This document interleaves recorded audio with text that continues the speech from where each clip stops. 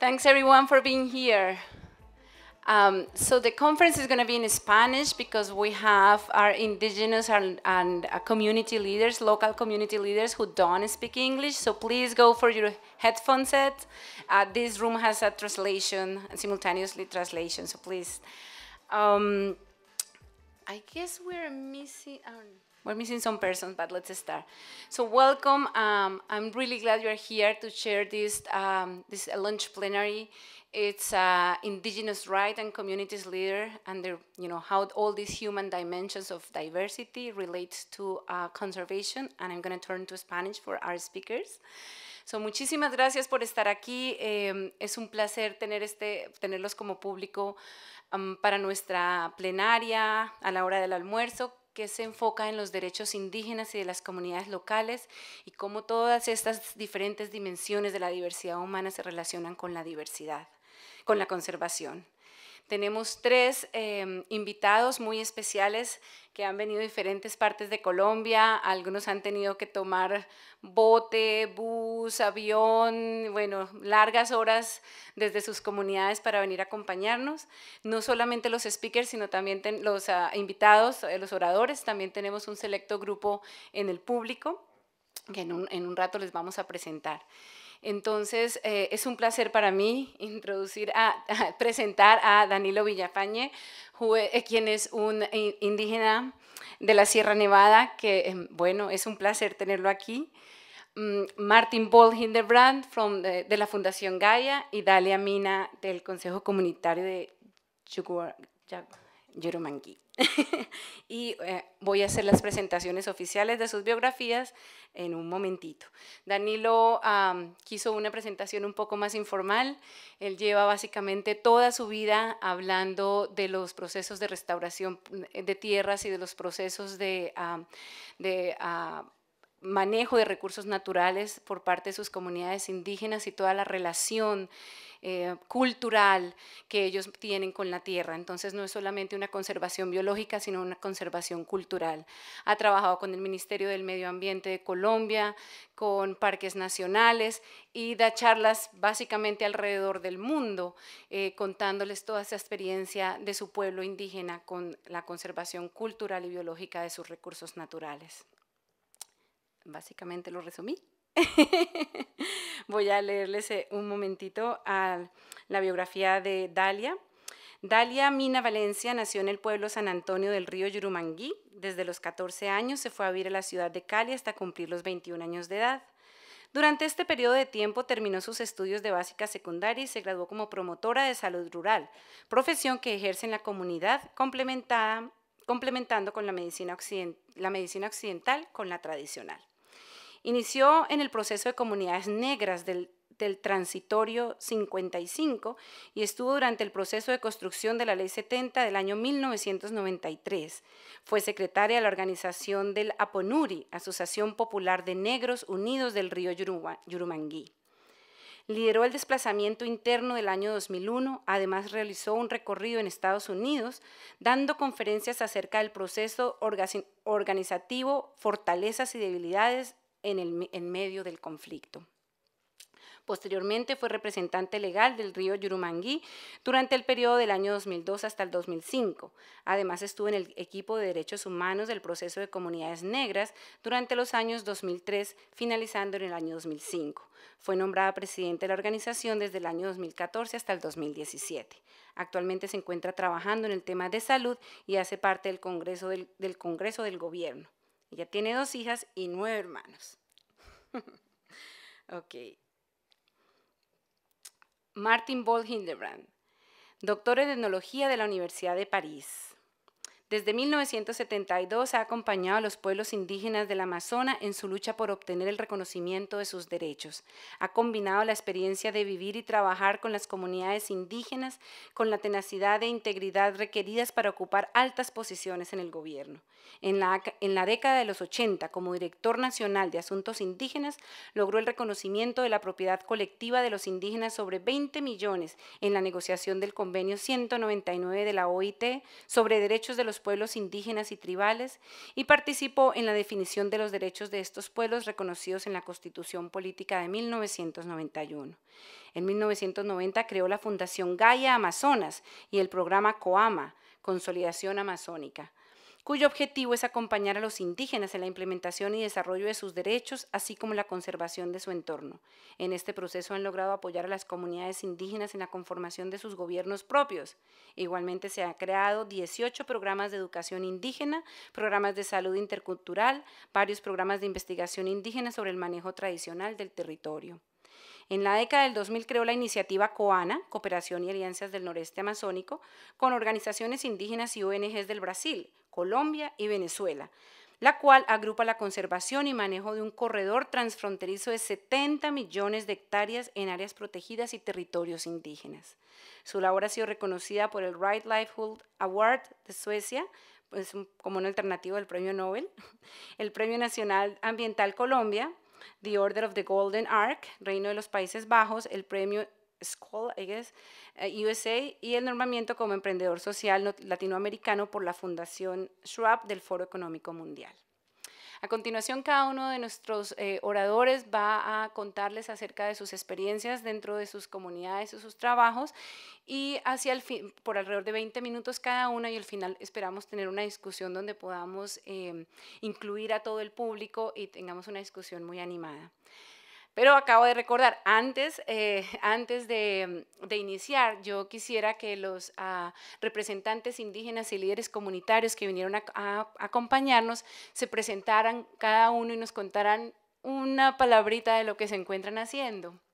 Entonces, no sé si podemos pasarles el micrófono, por favor.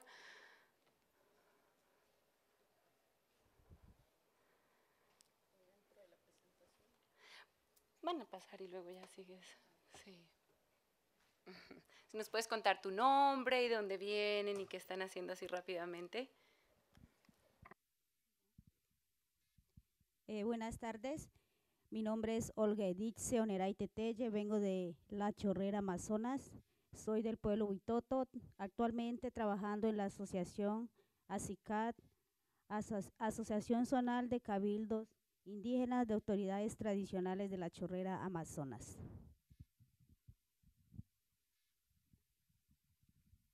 Buenas tardes, mi nombre es Daniel Garcés Carabalí, soy de Timbiquí, Cauca, en la costa pacífica, al sur del país.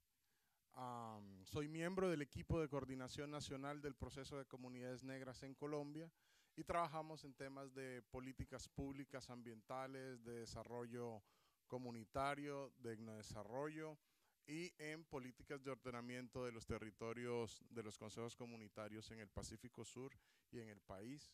Trabajé 5 años en el INCODER, impulsamos la titulación colectiva de 600.000 hectáreas de tierra y sacamos la titulación colectiva del Pacífico al norte, a la costa Caribe, donde titulamos 5 consejos comunitarios y abrimos 100 expedientes de titulación colectiva.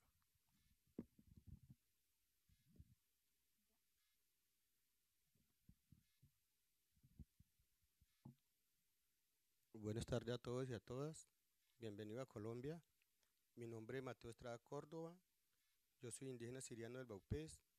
En la actualidad desempeño como coordinador de territorio, medio ambiente y cambio climático de la Organización Nacional de los Pueblos Indígenas de la Amazonía Colombiana.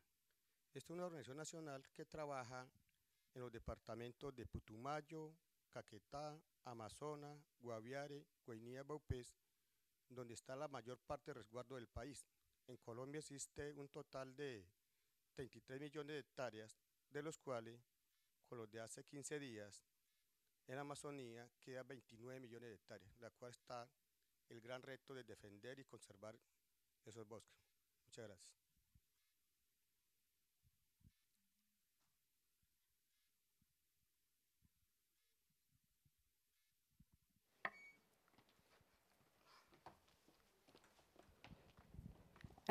Buenas tardes. Para mí es muy importante estar en este espacio, ya que si hablamos de biología de la conservación, las comunidades étnicas e indígenas somos las que estamos haciendo la real conservación, Anteriormente se decía, cuando llegaban a nuestros territorios, decían, es que hay tanto territorio, esta gente no lo están cultivando, y nos catalogaban como perezosos. Hoy en día, gracias a esas prácticas tradicionales de producción y de conservación, el territorio nuestro está como está. Entonces, desde aquí, desde las comunidades, aportando a la construcción de la biología sobre la conservación. Ya, listo. Vamos a hablar del territorio de Yurumangui. Yurumangui, un territorio de esperanza, paz, alegría, vida y libertad. Miramos en el fondo toda la biodiversidad que tenemos. Esa es una comunidad llamada San Antonio, toda la biodiversidad, igual así están todas. Tengo 5 puntos que son territorio y generalidades, identidad y territorio, protección y defensa del territorio, territorio en el conflicto armado y el camino que aún falta seguir. Yurumangui queda al suroccidente, o sea, perdón, de Buenaventura, queda cerca en el municipio de Buenaventura. Allí miramos, por ejemplo, la margen que está de rojo es Buenaventura, la parte verde, esa es la Yurumangui, que está pues en el Océano Pacífico.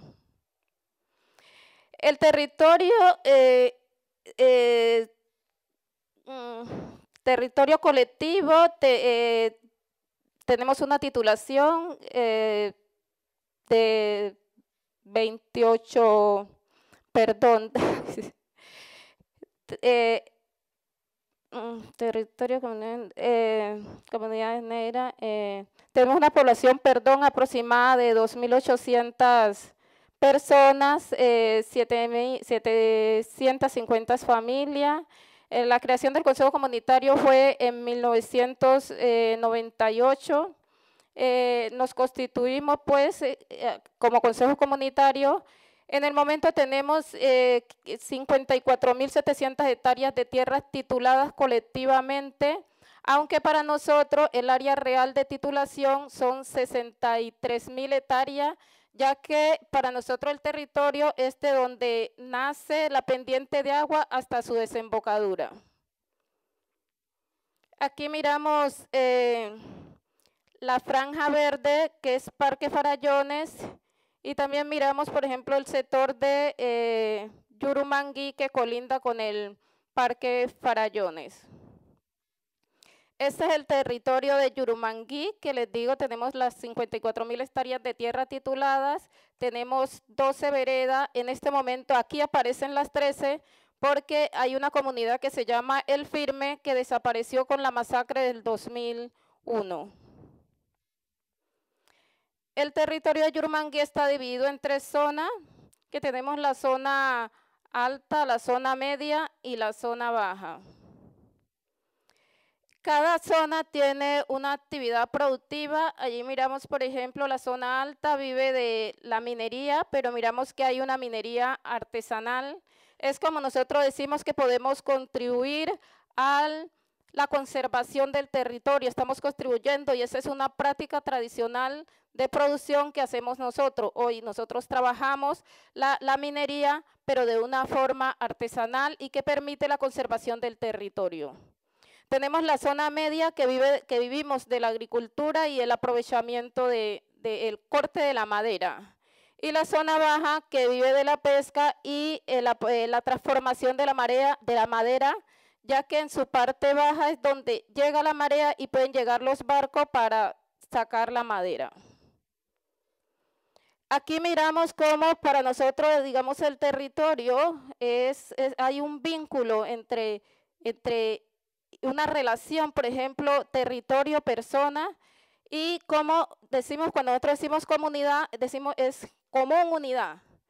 Allí miramos cómo la gente en esa relación, sus prácticas tradicionales, por ejemplo, miramos cómo la gente libremente puede, ahí están lavando la ropa, como en familia, como decimos, como una unidad donde cada quien, por ejemplo, coloca su ropa a secar y eso es respetado, es como que esa integración entre comunidad y territorio.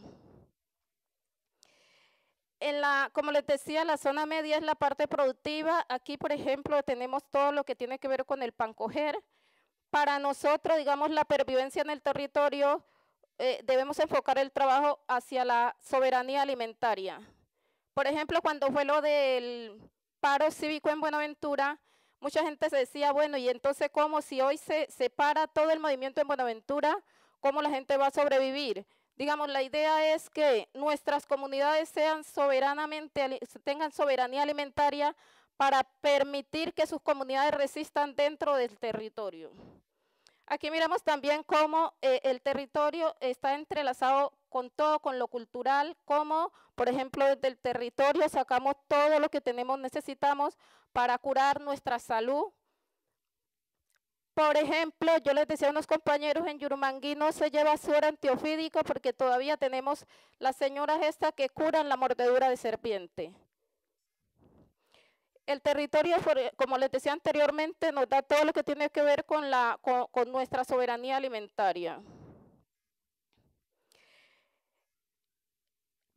Hay una relación muy directa, por ejemplo, esta foto que miramos donde hay espacio de recreación, espacio donde está el compartir, adultos, niños, mayores. Mire, en el fondo miramos una foto que no estoy señalando, vemos que se ve una aparente pobreza, pero miren esos niños cómo son felices, desde su espacio, desde su integración, ese es su espacio de vida.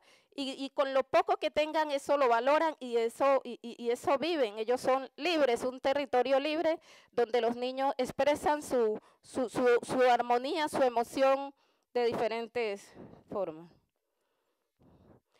Hay un periodista que se llama Alfredo, que fue a Yurumangui, no me acuerdo el apellido, y escribió Yurumangui casi un paraíso, cuando miró nuestro territorio y nuestro proyecto político de vida, ¿no? Cómo la gente vive y decía, no, es que acá prácticamente no les falta es nada. Lo que faltaría era que esta situación de conflicto, como quien dice, apaciguara un poco.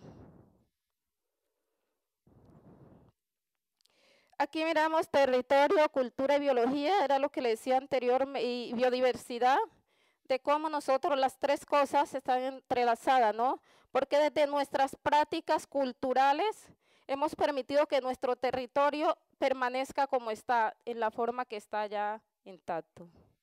Es un territorio, como les decía, colectivo, que nosotros hoy lo conservamos, pero usándolo. No quiere decir de que no, que es que si vivimos, por ejemplo, de la minería, de la agricultura y del corte de madera y la pesca, vamos a usar, pero conservar esto, porque nosotros decimos tenemos que tener un territorio para la vida y la pervivencia de los yurmanguireños en el territorio. Protección y defensa del territorio. Hay una situación que ha afectado a todo Colombia. Por ejemplo, aquí tenemos cultivos con uso ilícito y narcotráfico. Hace muchos años, por ejemplo, el río Yurumangui y los esteros eran utilizados, por ejemplo, saben que Buenaventura es un corredor donde se mueve fácilmente todo hacia el exterior.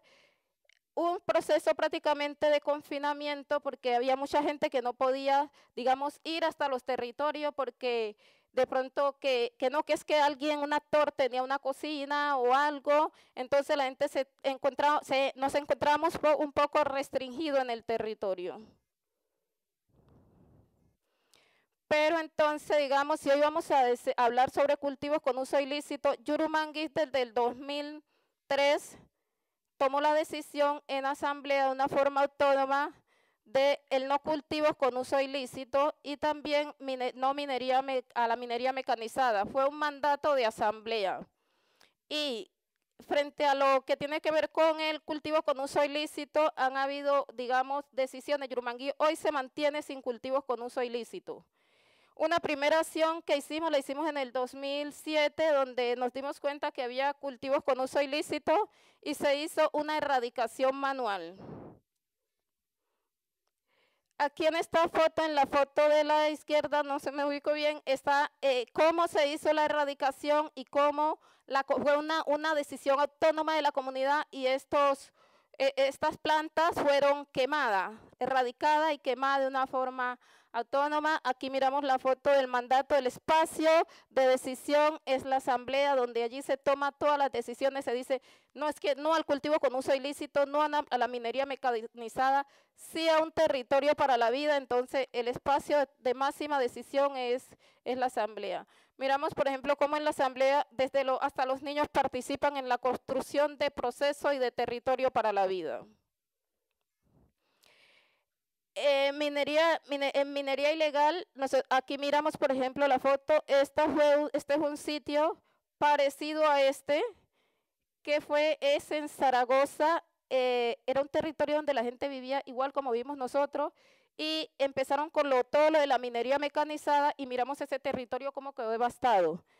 Hoy la mayoría de la gente, o prácticamente toda esta población, le tocó desplazarse. Digamos, hay dos formas de desplazarse: por el conflicto, y otra que es toda esta expansión minera que hay sobre nuestros territorios. Y aquí miramos la minería artesanal que hacemos nosotros. Mire, es una minería que no daña el ecosistema. Es como yo puedo bajar con mi batea, extraer el oro, lavar las piedras. Hoy en el río Yurumangui y en muchos ríos, si usted va y lava las piedras, encuentra oro. Entonces nosotros decimos, si nosotros hoy queremos que, allí vemos hasta niños en la actividad, si queremos que esta actividad perdure y que nuestras comunidades se sigan sosteniendo con ese recurso oro, tenemos que hacerlo de una forma ordenada, como estamos mirando allí, lo que es la minería artesanal. Frente al conflicto, hemos tenido muchas dificultades, muchas situaciones. Como le explicaba anteriormente, la masacre del 2001, donde ellos igual los paramilitares dejaron unos mensajes en la comunidad, mataron 7 personas de una forma pues violenta, muy violenta, y prácticamente esa era la comunidad que les decía que desapareció por completo, porque imagínense, después de esta situación, nadie quiso retornar hacia esa comunidad. El Consejo Comunitario de la Cuenca del Río Yurumangui definió, nosotros hoy sabemos que hay un conflicto en el territorio, pero entonces nosotros queríamos, digamos, diferenciar y decir, por ejemplo, diferenciar que somos también población civil. Ejemplo, cuando se agudizó el conflicto 98-2000 hasta ahora que empezó todo el proceso, todos los yurmanguireños, y no solamente los yurmanguireños, sino la gente que vivía en la zona rural, éramos catalogados como guerrilleros hasta por la fuerza pública. Nosotros lo que hicimos fue diferenciar, hacer esa diferenciación, y si hoy toca, por ejemplo, tocaba hacer trabajo con el colegio, repartir volantes, digamos, dar a conocer nuestro proyecto político de vida, y que queríamos que eso nos diferenciaran de los actores armados de la población civil, ya que si están en el territorio, nosotros sabemos que hoy no los podemos sacar. Aquí miramos también esa construcción en material, era la escuela de la comunidad del Firme, cómo quedó devastada después de la masacre. Esto hizo, digamos, esa masacre y el conflicto ha hecho que la gente, digamos, pierda un poco su identidad cultural, no tanto la identidad, sino una articulación que llevamos dentro del territorio. Ejemplo, la parte baja era de la pesca, y esa comunidad que desapareció era netamente pesquera. Allí había un sitio de almacenamiento de pescado, y la comunidad de la parte alta bajaba a comprar, a intercambiar los productos, y igualmente los de la zona media. Pero desapareciendo esta comunidad, esa actividad productiva, ese intercambio que había en las comunidades fue desapareciendo o desapareció.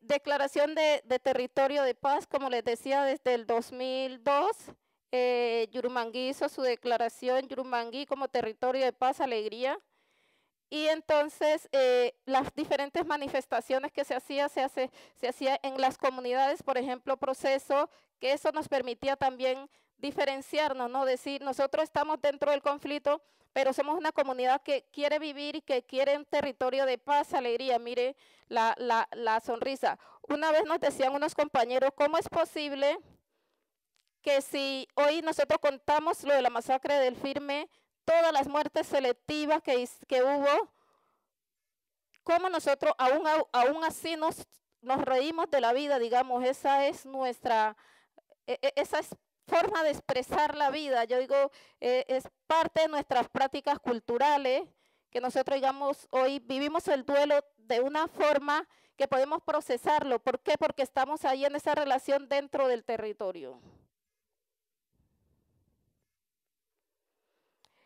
Se me queda la falta final, el camino que falta recorrer. El camino que falta recorrer es, yo creo que ustedes, bueno, la mayoría creo que conocen todo el proceso que está llevando Colombia frente al proceso de paz. Hoy hay unas preocupaciones y unas dudas en los territorios.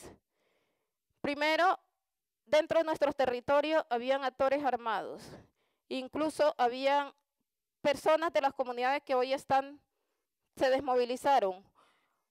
Uno de los caminos a recorrer es cómo volver a procesar esa situación. Hoy, por ejemplo, nosotros tenemos una aparente calma, es como enfrentar todo lo que viene. Sabemos que hoy la FARC salió, pero hay otros actores que quieren meterse dentro de nuestro territorio.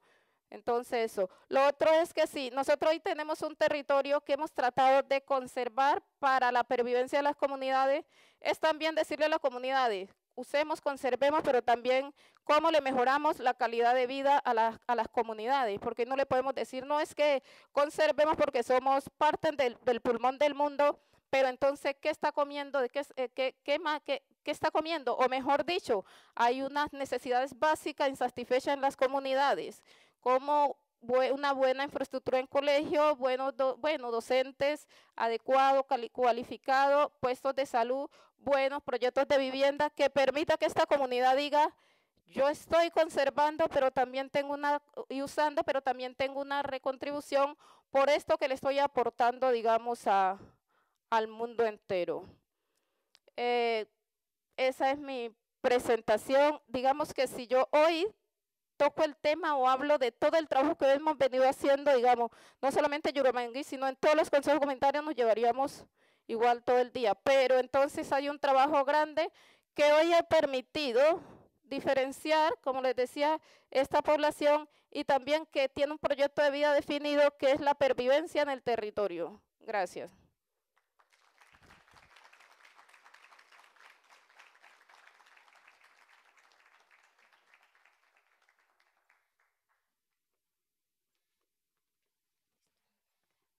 La sesión de preguntas va a ser al final, entonces si tienen preguntas, por favor, ténganlas allí listas para el final de la charla.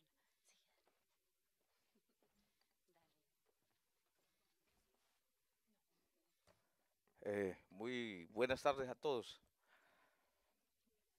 Bueno, ¿sí? ¿Puede prestar un micrófono para que él pueda desplazarse? Sí, de pronto como no tengo presentación. Bueno, creo que hay muchas sillas vacías y hay un número de personas muy bajo.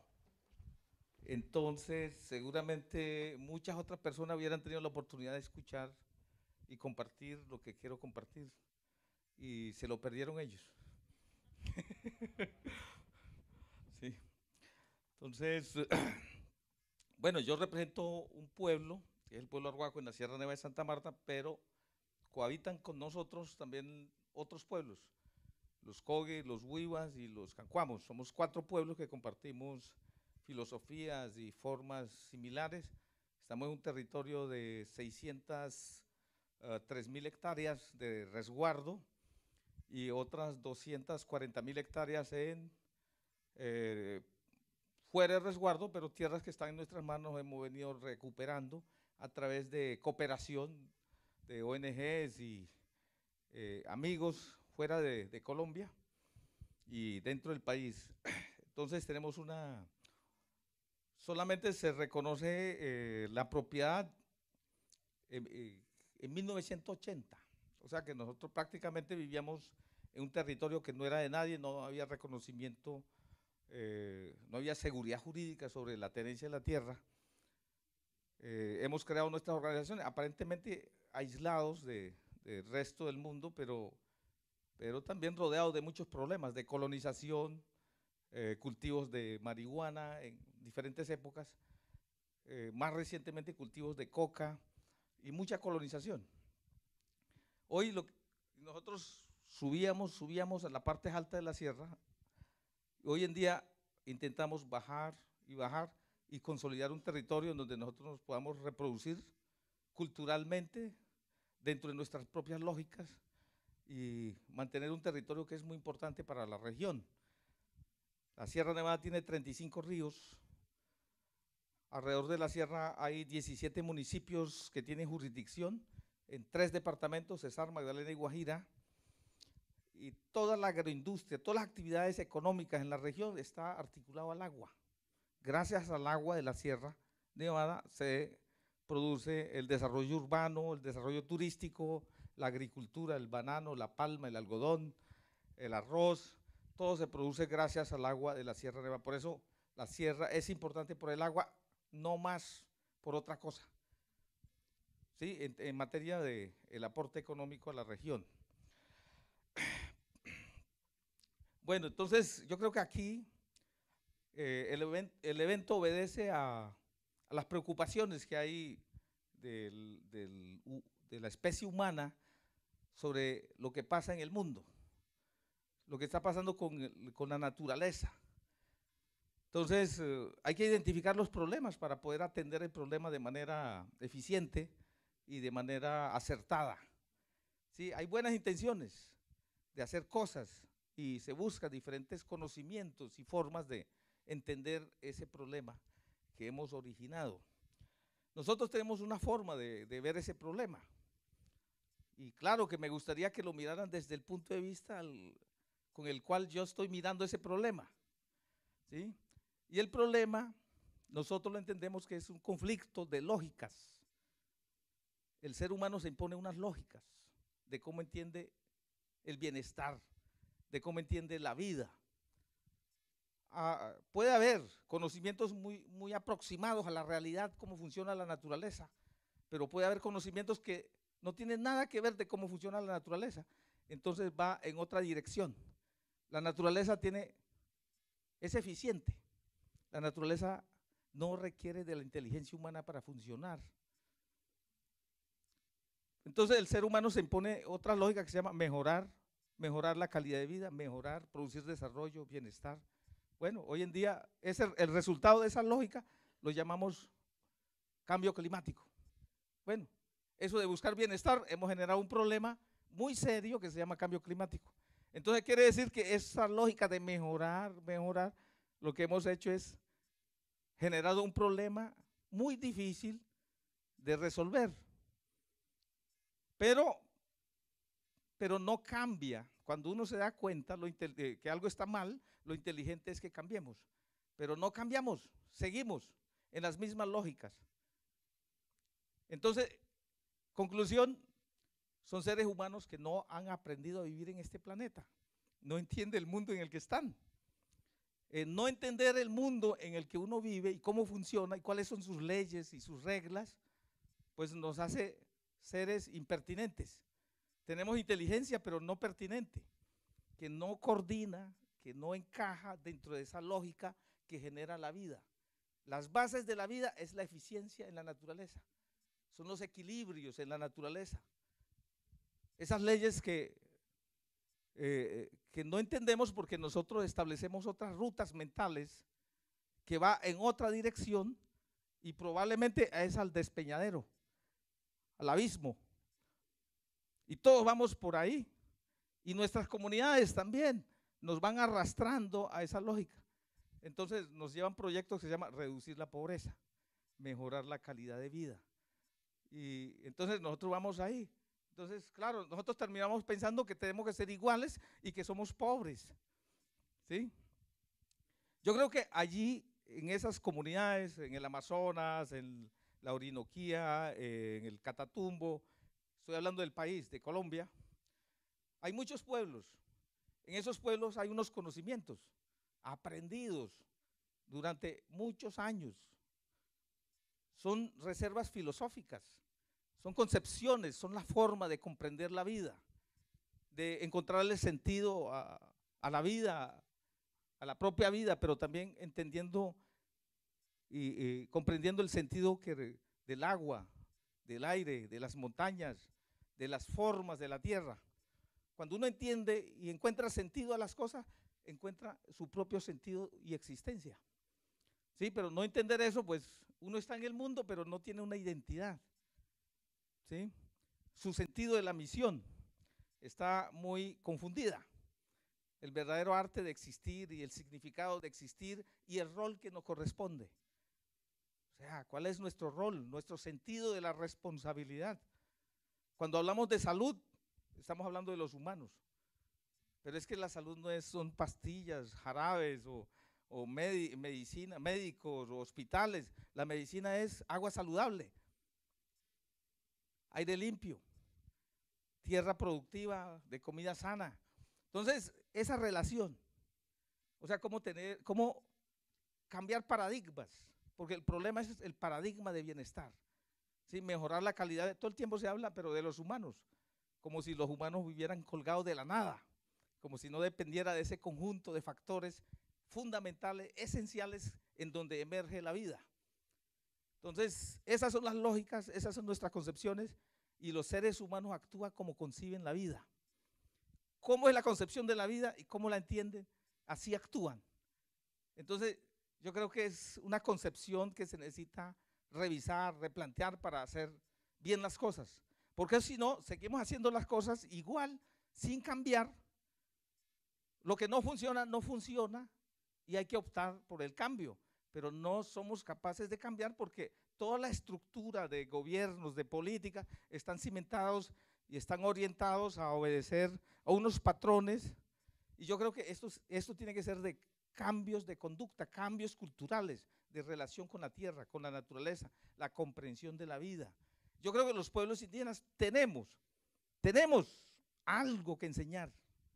Pero ¿qué ha pasado? La academia, la ciencia, no valora otras formas de conocimiento. Las formas de conocimiento válidas son todos los conocimientos que se producen bajo el método científico. Esa es la válida, pero las demás no son válidas. ¿Sí? Y lo mismo pasa en derecho positivo. Pero cuando yo digo una montaña es sagrada, no, eso inmediatamente es confundido con un sesgo religioso. Dice, es que estas creencias, esto creen en cosas. No, ¿cómo no va a ser sagrado una montaña que produce agua, que produce oxígeno? Entonces, si no encontramos lo sagrado en la naturaleza, por el aporte a la vida, pues vamos a seguir dañando. ¿Sí? Entonces hay que hablar de rentabilidad, cómo participa, porque hay un tema. En el mundo occidental hay una lógica que es que lo que no es rentable no funciona. Entonces conservar también tiene que ser rentable, o si no, no funciona. Entonces nos están incorporando en lógicas como pago por servicios ambientales, tema de red más y no sé qué. Entonces, una cosa que nosotros hacíamos por misión cultural, como sentido de la misión en el mundo, ahora nos pagan. Van a cambiar esa lógica. Entonces yo creo que eso puede producir un desastre cultural en los pueblos. ¿Sí? Por ejemplo, en el Amazonas, muchos bosques. Hay 29 millones de hectáreas, como decía Mateo, bosques. Entonces uno empieza ya a hacer cálculos de cuántas toneladas de carbono puede captar y cuánto puede valer eso. Pero lo importante sería que esa gente que está interesada en pagar dejaran de hacer lo que están haciendo. Sí, en vez de pagar, porque yo creo que eso sería lo más justo, lo más lógico, y creo que entraría dentro de la lógica de asumir la responsabilidad. Entonces, hay muchos aspectos, muchas formas de cómo nosotros interpretamos lo que debería ser y la necesidad hay algo que cambiar en el mundo, porque hoy en día hablamos de un problema muy serio, el cambio climático. De aquí a 100 años, ¿de qué problema vamos a estar hablando? De seguir las cosas así.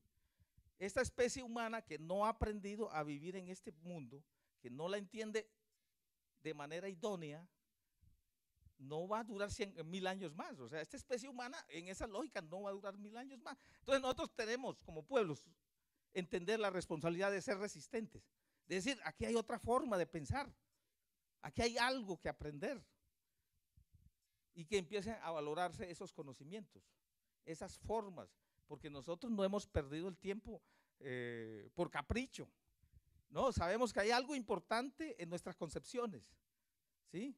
Antes era, bueno, cuento de ello, eso es esoterismo, eso es brujería, eso es paganismo, ¿sí? Sí, tiene muchos dioses. Nosotros que somos hechos a semejanza de Dios, no. Mira, esta gente adorando piedras, adorando árboles. No, pero si es que la relación directa es con la divinidad, es eso que aporta cada cosa, ¿sí? Entonces perdemos la noción incluso que a veces nosotros tenemos hambre, tenemos que ir a almorzar. Todo lo que vamos a comer lo produce la tierra. Y por eso tenemos vida. ¿Y la tierra de qué se alimenta? Sí, sí. O sea, tiene que haber algo ahí. ¿Sí? Tiene que haber esa conciencia por lo menos, ¿sí? De esa relación de respeto. La tierra se alimenta con nuestros sentimientos de respeto y un trato responsable, ¿sí? Para que nos dé lo otro. ¿Sí? Hay que establecer cosas. Eso se llama acuerdos. Por ejemplo, ahora que se habla mucho de acuerdos. En el mundo de la naturaleza hay acuerdos. Por eso es posible la vida. Por ejemplo, el mar y la tierra se ponen de acuerdo, por eso están las playas. Esos son los linderos. Hay un acuerdo ahí, ¿sí? Y nosotros, para existir, hacer uso de las cosas, tiene que haber una especie de acuerdo con la naturaleza. Nuestro conocimiento se debe limitar a entender qué cosas no podemos hacer para no dañar. O sea, tenemos que tener límites, pero no entendemos el límite cuando no entendemos esa lógica natural. O sea, no encontramos límites. Los únicos límites son los que nos imponemos a nosotros mismos, pero esos límites no se contempla en la realidad natural, ¿sí? Entonces yo tengo un tema que es que el colibrí no necesita ir a la Universidad de Harvard para ser colibrí, ¿sí? Entonces el ser humano ¿qué tiene que saber para entender su propia existencia y su sentido de la misión, su sentido de la responsabilidad? Estamos en un planeta. Uno se ríe que otros sectores del mundo están buscando otros planetas donde haya vida. No, es que solamente es aquí. Si lo hay, habrá en otras latitudes, pero en este mismo plano no hay posibilidad porque solamente aquí se da y es la fuerza de todos los demás planetas y de la luna y de las estrellas. O sea, no solamente es la Tierra, es el conjunto, ¿sí? Entonces, yo creo que aquí hay un tema muy interesante con el cual hablar y yo creo que las religiones juegan un papel muy importante. Tienen que enseñar al ser humano a ser responsable de la tierra, de las cosas que palpa, de las cosas con que se interactúa, con las cosas que pueda ver. Y ejerce un liderazgo muy importante, puede cambiar conciencias, pero hay que incluir esa responsabilidad, porque las cosas no están mal en sí. Las cosas en sí no están mal, lo que está mal es el pensamiento que produce esas cosas que dañan la tierra, que dañan el aire, que dañan los bosques. Esa es la inteligencia humana en acción, pero que omite todo su sentido de la responsabilidad, porque no entiende que la base de la vida lo genera precisamente esos elementos, ¿sí? Ese es un tejido que genera la vida. Entonces, yo creo que hay que buscar otras formas de conocimiento, otras lógicas, empezar a aceptar otras lógicas. En Colombia, la Constitución de la República dice que se reconoce que el país es multiétnico, pluricultural, pero la academia no se ha preocupado por valorar otras formas de conocimiento. Por eso en las universidades, en los colegios, no se enseña otra cosa que filosofía europea, que historia europea, pero ¿y aquí qué? No había nada que pueda ser útil a la humanidad y al planeta. Entonces uno dice, no, aquí hay algo.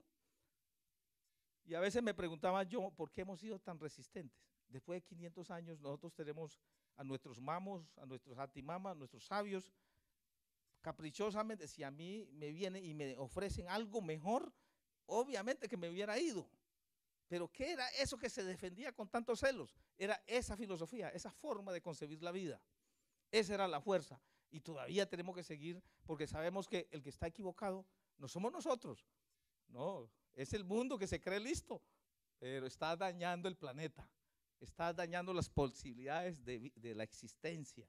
Uno puede ser ingenioso, pero no puede omitir la responsabilidad de habitar un planeta sensible, de un planeta sensible al pensamiento, porque dependiendo del conocimiento los seres humanos actúan.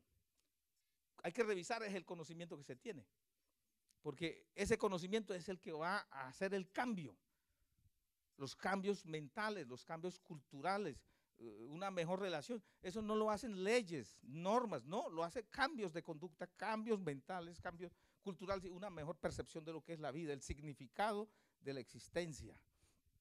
Entonces, nosotros tenemos abierto la discusión, no hemos participado en los escenarios de discusión de temas ambientales en el mundo, nosotros que hemos estado siempre ahí, que lo tenemos como misión cultural, pero hay un movimiento de la comunidad científica alarmando, hay sectores políticos que se reúnen y hacen acuerdos, protocolos, en fin, y nosotros no hemos aparecido en el escenario, teniendo argumentos, teniendo un respaldo de un proceso antiguo, milenario, histórico. O sea, tenemos cómo respaldar y sustentar nuestra forma de conocimientos. Tenemos un respaldo histórico, no es el producto de la imaginación de un experto, no, es de todo un pueblo, de toda una comunidad que ha aprendido a vivir, a coexistir con la naturaleza y a desarrollar formas de una mejor relación con la tierra, con la naturaleza, con el aire, y un sentido de la misión, bueno, digámoslo en sentido espiritual, digamos de alguna manera, si así se quiere expresar. Entonces, nosotros caprichosamente nos llamamos hermanos mayores, porque hay ese sentido de la responsabilidad. El que no tiene ese sentido de la responsabilidad es hermano menor. Sí, sí, es que es pensar con madurez. Pensar con madurez es con responsabilidad, con acierto, ¿sí? No, uno no puede ser libre de pensar lo que quiera, no, tiene que ser sobre la base de unos principios, y los principios están en la naturaleza. Muchas gracias, eso es todo.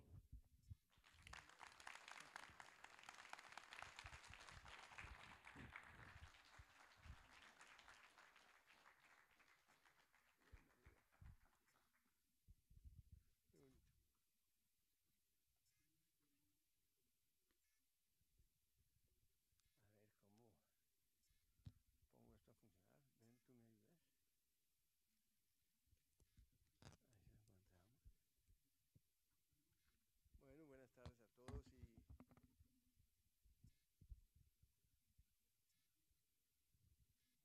Aló, aló. Bueno, buenas tardes a todos y muchas gracias por estar aquí. Y muchas gracias a Lía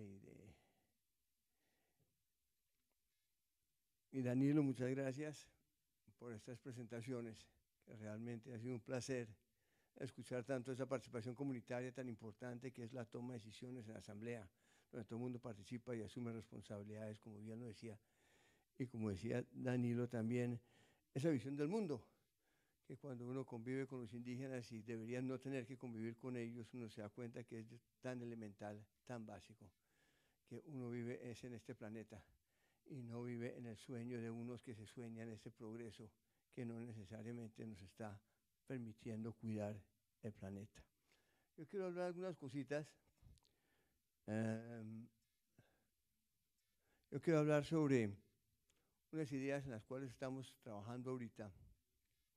Y para comenzar, quiero resaltar que durante las últimas 3 o 4 décadas, tal vez decía Danilo de los 80, 3 décadas, 4, lo que sea, pues en realidad la historia en Colombia, por lo menos, yo creo que en América Latina, los pueblos indígenas han cambiado. Los pueblos indígenas venían y han venido siempre en una resistencia, tratando pues de que no los acaben.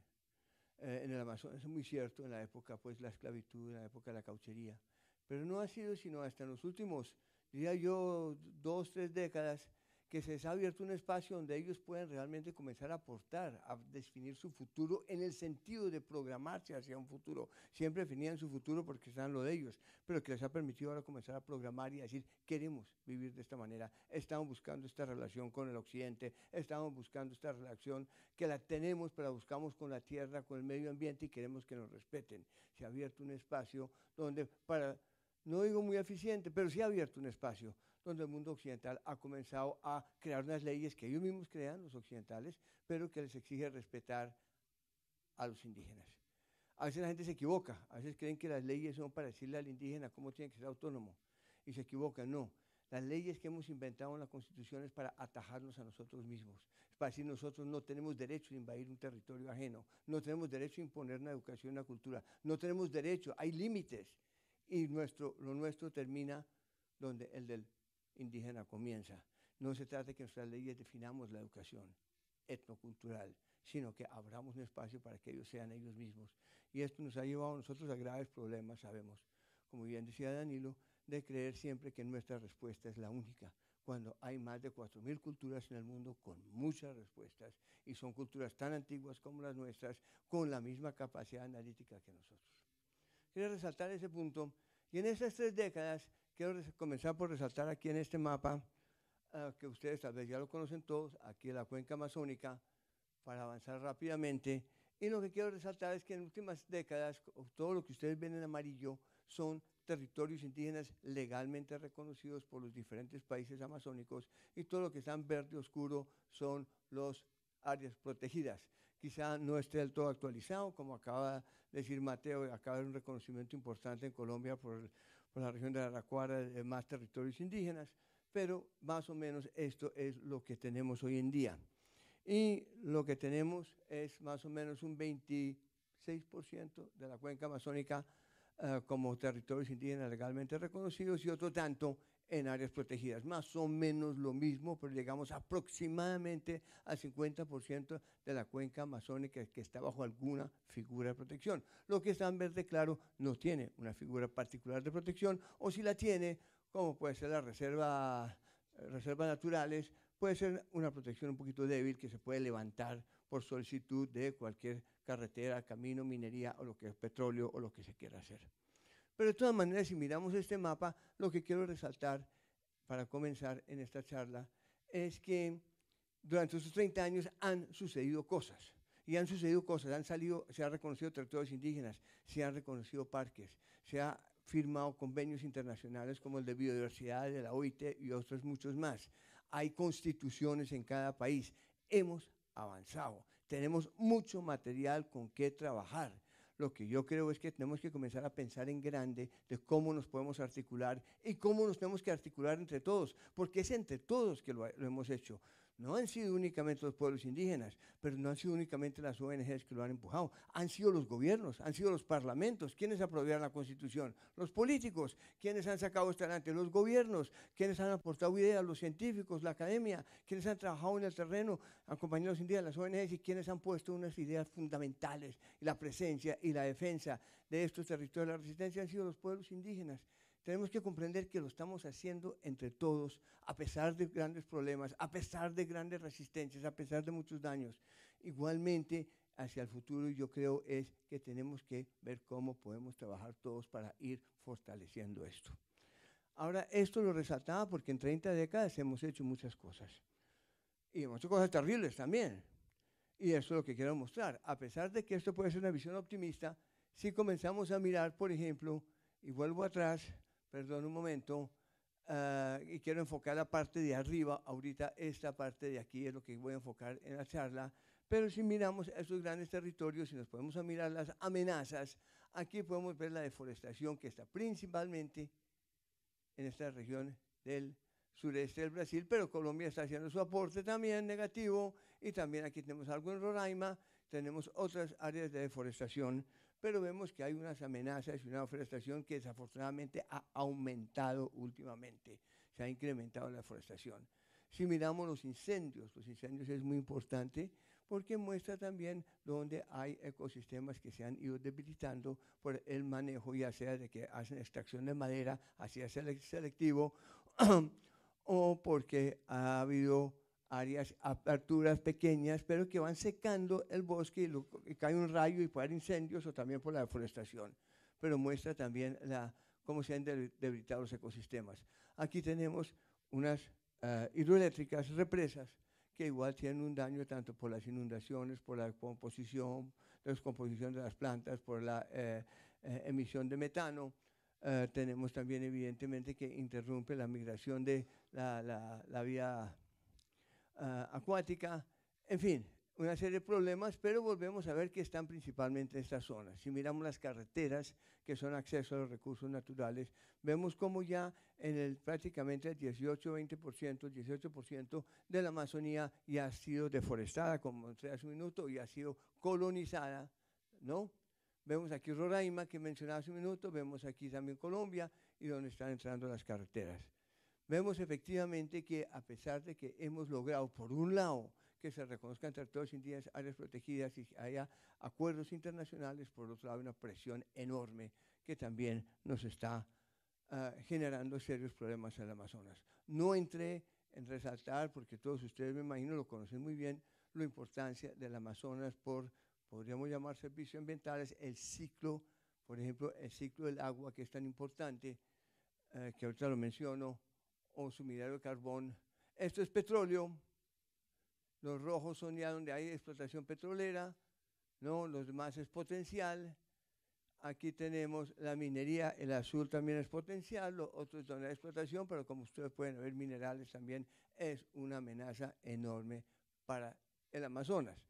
Y si todo fuera a seguir como va, el Amazonas está bajo una presión brutal y hay mucho peligro. Entonces, lo que quiero resaltar es que si nos vamos ahora otra vez aquí para arriba y hablamos de qué se ha hecho y qué potencial hay, y miramos, esto es la idea donde comenzamos la discusión, y es que si nosotros miramos que si aquí estamos en Colombia y nosotros vamos aquí hasta, o sea, la zona andina, y miramos hasta el Atlántico, vemos que prácticamente hay un continuo, un corredor, una conectividad que podríamos ver desde los Andes hasta el Atlántico, atravesando toda esta parte norte del río Amazonas en Brasil. Esta fue la idea original hace 3 años, tuve la oportunidad de exponerla aquí al gobierno, al presidente, se animó, me dijo, hombre Martín, hágale que yo lo apoyo. Comenzamos un poquito mal, porque el presidente lo anunció, invitó, pues, convocó a su ministro, se anunció, salió en el periódico, a base de eso que recogen firmas, recogieron 1 millón de firmas, y Brasil se enteró por el periódico y no porque el gobierno le dijera, porque le dijo a Cancillería, vaya y hable con Brasil, pero el tiempo que se demoró en llegar, Brasil ya no estaba contenta de que se anunciara que un corredor que iba a pasar por su territorio no se les dijera.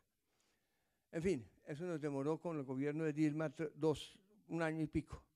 Nos atrasó. Pero comenzamos a trabajar y yo fui y hablé con los del Brasil. Hablando con los compañeros del Brasil, ellos me propusieron, mire, las ONGs, estoy hablando, aunque gente del gobierno de manera informal, ellos propusieron, mire, hagamos el corredor, propóngalo de otra manera, propóngalo de una manera más amplia y no se limite a estos territorios que estaban en el mapa anterior, sino hágalo más amplio, por varias razones. Primero, porque en el Brasil no aceptarían que se hiciera un corredor que fuera únicamente áreas protegidas de territorios indígenas, porque ahí están entregando a los ambientalistas y a los indigenistas parte del país.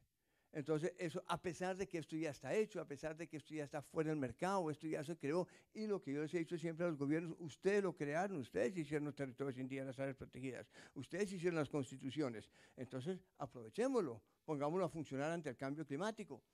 Pero ellos propusieron que nos fuéramos al norte del río Amazonas, incluyeron también otras áreas protegidas, pero incluyendo sobre todo caboclos, ribereños, e inclusive eventualmente la posibilidad de que la empresa privada en turismo o en las mismas otras entidades como Natura de pronto pueden mirar plantas medicinales, en fin, buscar una apertura mayor, que sea más incluyente, porque de lo contrario el gobierno no lo acepta.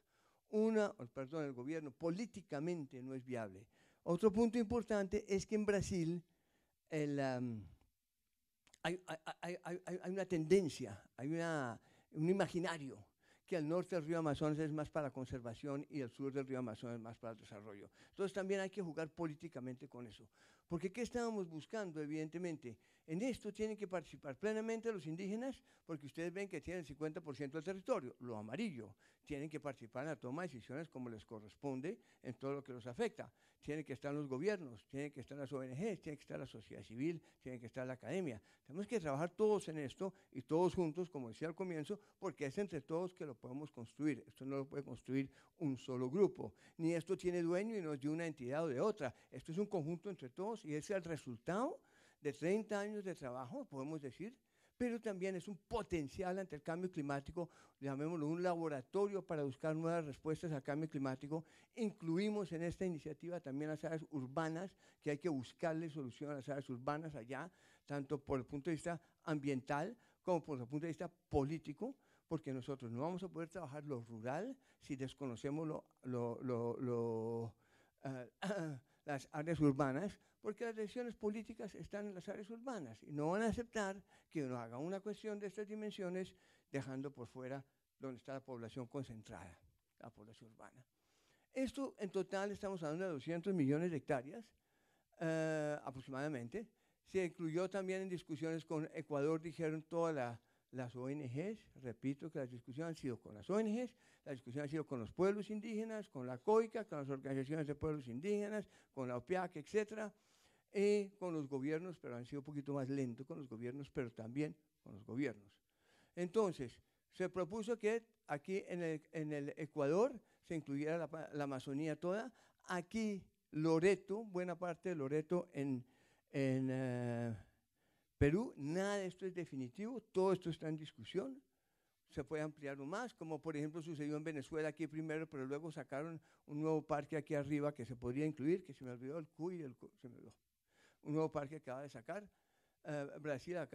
Venezuela, y hablamos con las 3 Guianas y también han manifestado tanto los gobiernos como las ONGs y los indígenas el interés. El interés es que podríamos tener realmente un laboratorio de dimensiones mundiales, podríamos tener unos nuevos paradigmas porque estamos sentándonos con los pueblos indígenas, estamos sentándonos con diferentes visiones del mundo para buscar una respuesta, una solución. Obviamente salvaguardar estos territorios no es exclusivamente áreas de conservación, porque en las áreas que le dije de deforestación como en Colombia o en Roraima nos toca buscar un desarrollo sostenible, adaptado, y nos toca recuperar áreas degradadas. Pero ya se ha manifestado una voluntad de todos, hay acuerdos firmados en las ONGs, y la manera como lo aplicamos, lo estamos desarrollando es que cada país tiene su bloque, aquí están los países, en cada país hay un grupo de ONGs que coordina en su país, cada país propone y hablan con su gobierno, hablan con los pueblos indígenas también en cada país, cada uno propone hasta dónde quieren llegar inicialmente. Nosotros tenemos estos convenios, tenemos estos avances, nosotros vamos a avanzar de esta manera, cada uno propone, estamos en eso, ahorita terminamos dentro de una semana una primera propuesta de planificación estratégica, hemos hablado con los gobiernos y en septiembre de este año nos reunimos con los ministros de Medio Ambiente para ver qué tipo de acuerdo podemos firmar. Ya hemos discutido con la COICA, las organizaciones, y tenemos acuerdos firmados con ellos. Cada país entonces tiene su grupo y define hasta dónde puede ir. Y a partir de ahí hacemos acuerdos. También lo hemos discutido con Tratado de Cooperación Amazónica, que está muy interesado en incluirlo dentro de sus programas y apoyarlo. Entonces, esto que realmente es importante porque, entre otras, resalto que estamos aquí sobre el Ecuador climático. En el Ecuador climático es a donde las lluvias llegan del norte y del sur todo el año, es a donde tenemos los ríos voladores, que son estos ríos o sea, las nubes que van trayendo el agua desde el Pacífico y que lo va recogiendo desde la selva a través de los árboles, a través de la bomba biótica, que tal vez ustedes conocen la teoría de la bomba biótica, de los árboles que con su evaporación y transpiración generan una gran cantidad de agua mayor que 1 metro cuadrado del mar y se genera un vacío y jala los vientos. Realmente desde el Amazonas suben 20 billones de hectáreas diarias y bajan 17. O sea, el movimiento de agua es brutal y es un movimiento de agua que sube y que alimenta a todos los Andes. Entre 25 años no vamos a tener nieve en los Andes, vamos a depender del agua del Amazonas. Es también sumidero de carbono, es también la biodiversidad, es también el albedo, baja un grado la temperatura de la selva porque refleja el sol con las nubes, etc. Es fundamental. Entonces, básicamente, Si perdemos el Amazonas, perdemos la guerra contra el cambio climático, la guerra, la lucha, la adaptación al cambio climático. Y esto realmente es algo perfectamente viable, y era sentarse con los gobiernos. Repito, ha sido una cosecha, ha sido recoger lo que venimos haciendo, pero ahora es construir hacia el futuro a partir de algo que ya existe y que ya se ha sacado al mercado y que es perfectamente viable hacerlo. Y si algo es viable hacer ante el problema del cambio climático, es obligatorio, porque tenemos que hacer cosas concretas, medibles para el cambio climático. Y esto, por ejemplo, para los gobiernos también les permite llevar esto a la COP23 y decir, este es el aporte de los países del sur a una búsqueda de respuesta al cambio climático. O sea, políticamente también tiene mucha importancia para ellos. Esto es lo que voy a hablar ahorita. Quería entrar en detalles más de cómo está en Colombia, pero creo que el tiempo se acabó. Bueno, muchas gracias.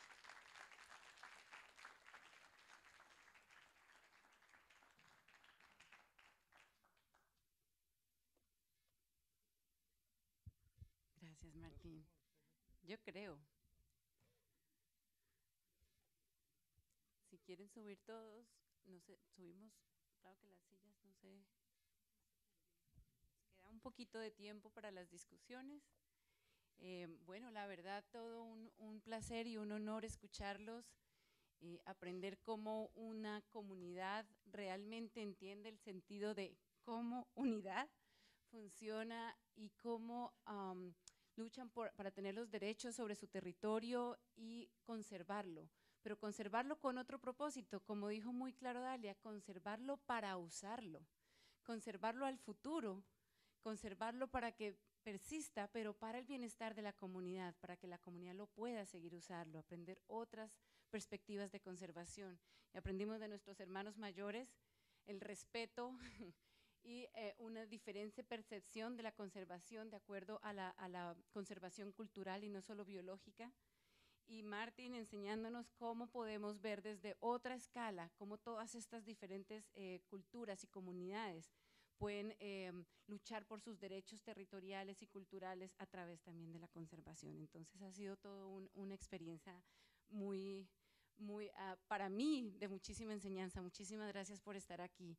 Entonces ahora los invito a ustedes para que por favor les hagan preguntas. Tenemos alrededor de 10 minutos para preguntas, para discutir con nuestros panelistas. Entonces, por favor, queremos oírlos.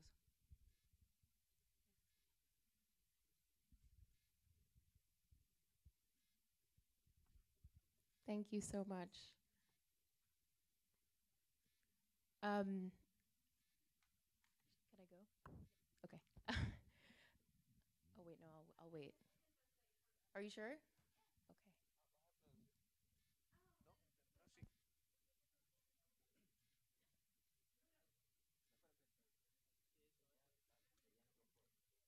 Okay.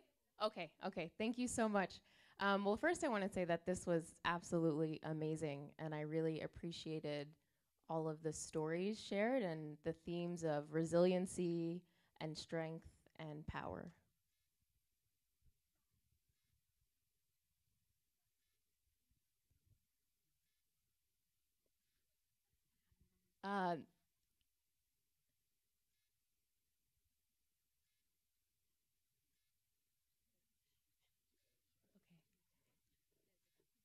I can go?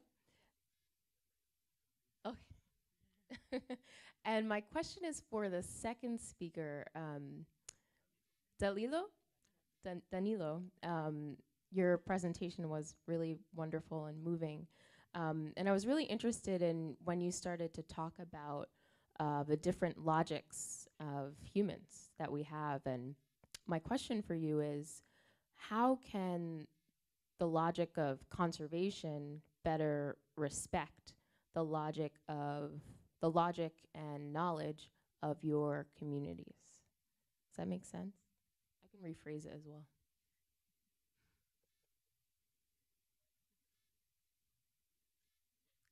It's okay, or? Okay, thank you. Sí, entendí. Gracias. ¿Eso es responder enseguida? Sí, yo creo que ese es el conflicto de fondo entre la intención, como vimos en el mapa de Martín, hay una intención y gran parte son territorios con pueblos, territorios con conocimientos. Se quiere intervenir, se ve como una oportunidad de conservar esas áreas. Bueno, afortunadamente está en buenas manos. Pero, ¿con qué lógica se va a conservar? ¿Bajo qué óptica? Porque va a reñir. Muchas veces hay una actitud y una posición dominante donde se privilegia los conocimientos científicos y los conocimientos académicos más que los conocimientos ancestrales, y esa relación de ventajas para uno y desventajas para el otro, en vez de generar una complementariedad, va a generar un fenómeno en donde los pueblos indígenas empiezan a incorporar otras lógicas como la superación de la pobreza, la igualdad, la democracia, que son paradigmas o conceptos occidentales, y generación de ingresos, en fin, ese tipo de cosas, y entramos en un campo diferente al que históricamente hemos desarrollado. Entonces, aquí lo que ha faltado es la idoneidad de la gente que interactúa con nosotros, las ONGs, las fundaciones, los organismos de cooperación internacionales, que se adapten a otras formas, marcos operativos adecuados que permitan fortalecer los conocimientos que pueden ser ajenos, diferentes, pero son exitosos. Hemos demostrado que sí es exitoso. Entonces hay que validar esas otras formas de conocimiento. Pero yo no sé cuál es el lenguaje a emplear para generar esa sensibilidad, esa flexibilidad que se requiere. Pero en nuestra comunidad llega un biólogo y está formado como biólogo y no sabe pensar de otra manera, tiene un esquema y no la sustituye. Entonces, a veces es muy difícil, porque además lo de los pueblos indígenas es un elemento no escrito. Muchas veces son prácticas, ceremonias, rituales, dinámicas de la sociedad que llevan a asumir ese sentido de la responsabilidad. No se entiende como una rama especial, específica o un trabajo aislado del conjunto de las demás actividades. Es una cosa unida a todo. Entonces hay esa dificultad, pero yo creo que esa es la invitación precisamente, a imaginarnos y a aceptar nuevas formas y lógicas de comprensión de lo que es la vida. Esa es la invitación.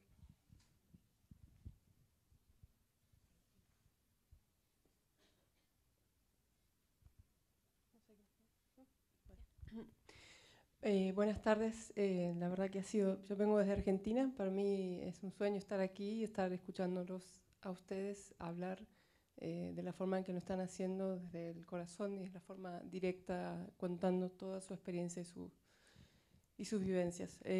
La pregunta tiene que ver con esto del reconocimiento de los derechos territoriales, los derechos como seres humanos, como grupos étnicos. Si ese proceso de reconocimiento percibo que tuvo impactos positivos, quizás para poder defenderse un poco más frente a todas las presiones que han sufrido, pero ha tenido algún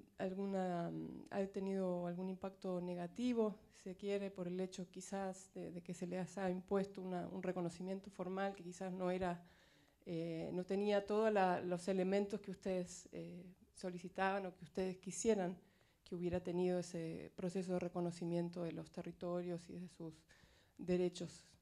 ¿Se entiende? Más o menos.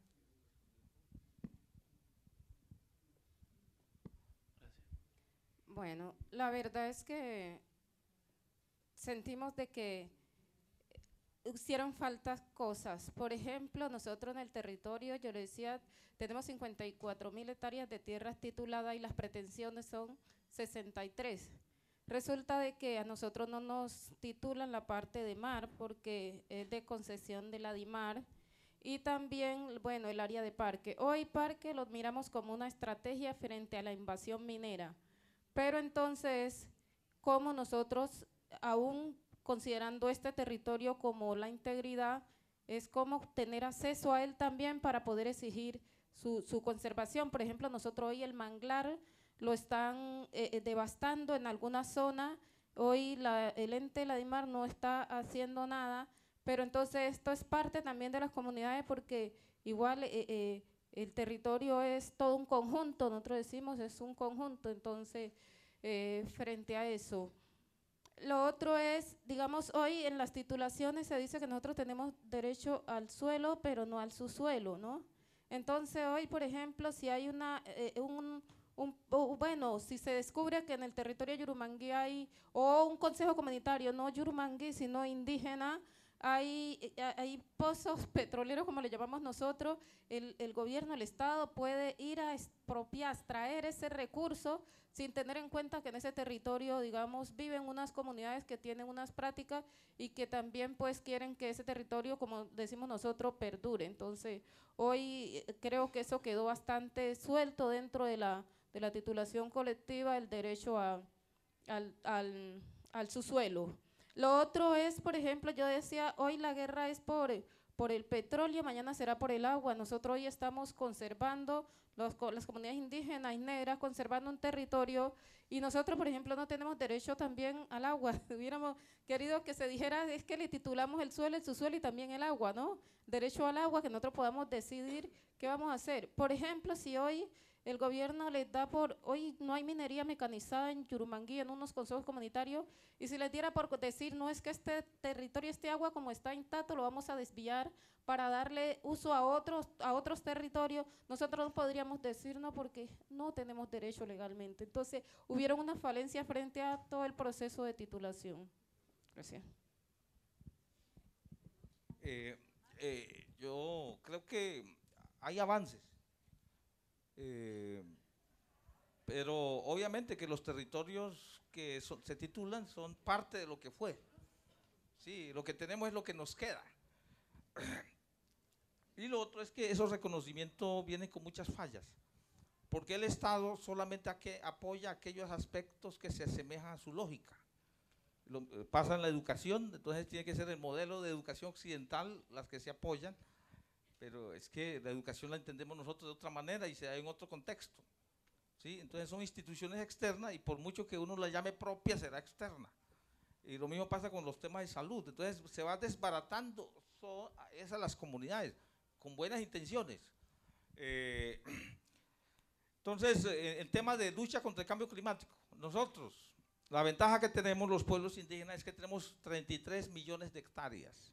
En el Amazonas son 29 millones de hectáreas. Ese es nuestro aporte a la lucha contra el cambio climático. Entonces, hay una política de cambio climático, pero los pueblos indígenas estamos participando activamente en la discusión y en la forma como se enfrenta ese problema. No, ahora nos vienen es a capacitar, porque no entendemos eso de… Entonces, claro, hay muchos procesos de capacitación, talleres de conocimiento y en fin. Entonces, como que nos ven como si fuéramos la amenaza, ¿no? Y al contrario, nosotros estamos viendo la amenaza desde el externo, ¿sí? Entonces, son cosas que hay que mejorar y creo que hay que ponerlo en la mesa y discutirlo muy francamente y hablar con la gente que nos pueda escuchar seriamente, que nos tome en serio, porque si no nos toma en serio no tiene sentido el diálogo. Muchísimas gracias. Quisiera un pequeño comentario, yo creo que vale la pena resaltar. Evidentemente el Amazonas es un poquito diferente, porque tiene, como bien acaba de decir Danilo, 29 millones de hectáreas, o sea, el territorio no es tanto el problema. La limitación del subsuelo y el suelo sí es muy grave. Lo otro que hay que entender también es que estamos tratando con un gobierno o con unos gobiernos locales, unos gobiernos regionales, una gente que no entiende para nada ni se ha interesado en los derechos indígenas, unos funcionarios públicos que no entienden. Entonces hay todo un problema de lograr realmente, no solo con los indígenas y los campesinos, una real participación en la toma de decisiones, una planificación conjunta. Esos cambios son difíciles porque el gobierno tiende a mirar de arriba para abajo e imponerse, ¿no? Es una lucha larga, pero se ha avanzado. Bueno, desafortunadamente ya se nos acabó el tiempo, pero yo los invito a que por favor busquen a este selecto grupo de oradores durante los espacios para el café y los descansos y por favor hablen con ellos, interactúan porque de verdad tenemos muchísimo para aprender. Lo que pasa es que ya son las 2:30 y inicia la próxima sesión, ya está el siguiente facilitante, entonces siento muchísimo, pero por favor los invito a que... Muchísimas gracias por haber estado aquí, muchísimas gracias, un honor.